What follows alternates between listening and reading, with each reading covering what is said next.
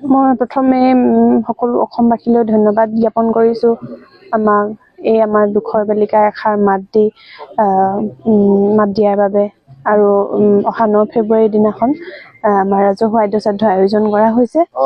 ৰাজহুৱা আদ্যশ্ৰাদ্ধলৈ সকলোকে নিমন্ত্ৰণ জনাইছোঁ। আপোনালোকে আহি আমাক আপোনালোকৰ পদধূলাই আমাৰ ঘৰখন পবিত্ৰ কৰি তুলিব। আৰু 10 ফেব্ৰুৱাৰীৰ দিনাখন আদ্যশ্ৰাদ্ধৰ লগত সংগতি ৰাখি এখন মহাপুৰুষীয়া ভাওনা উৎসৰ্গা কৰা হৈছে। সেই ভাওনাখনলৈও সকলোকে নিমন্ত্ৰণ জনালোঁ।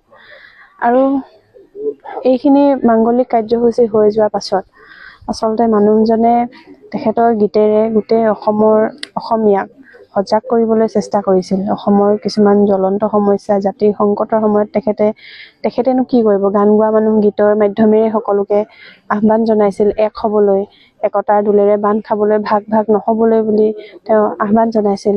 সেইখিনি যাতে অসমবাসীয়ে তেখেতৰ গীতখিনিৰ সাৰমৰ্মটো বুজি পায় আৰু তেখেতে যি বিলাবলৈ চেষ্টা কৰিছিল যে তেখেতৰ আহ্বানটো যাতে তেওঁলোকে অকণমান গ্ৰহণ কৰে আৰু সকলোৱে যাতে এক হৈ থাকে অসমীয়া জাতিটো, তাকেই কামনা কৰোঁ। আৰু তেখেতৰ গীতবোৰ আচলতে অকল শুনি বা মুখস্থ কৰি থ'লেই নহ'ব, তেখেতৰ সাৰমৰ্মখিনি বুজিব লাগিব, চৰ্চা কৰিব লাগিব, কিনো ক'ব বিচাৰিছিল সেইখিনি বুজি পোৱাটোৱে বিচাৰিছোঁ।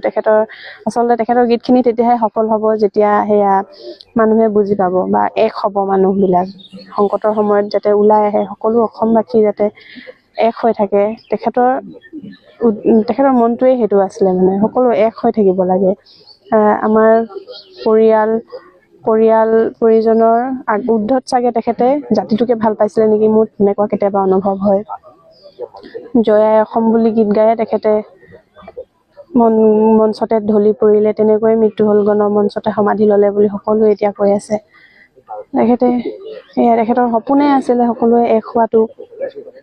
সেয়াই আৰু তেখেতৰ গীতখিনি চৰ্চা কৰিব লাগিব। আমিও আমাৰ পৰিয়ালৰ ফালৰ পৰা পদক্ষেপ ল'ম। আমি কিছুমান প্লেনিং কৰিছোঁ গীতখিনি জীয়াই ৰাখিবলৈ, মানুহজনক গীতৰ মাজতেই জীয়াই ৰাখিব লাগিব। সেয়াই।